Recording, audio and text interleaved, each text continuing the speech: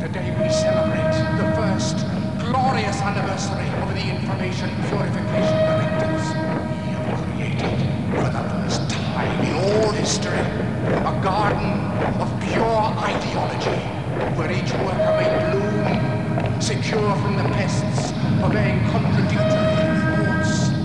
Our unification of thoughts is more powerful a weapon than any fleet or army on earth.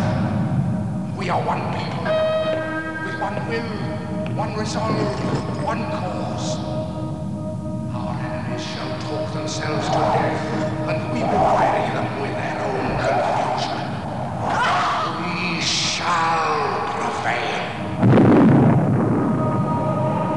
On January 24th, Apple Computer will introduce Macintosh. And you'll see why 1984 won't be like 1984.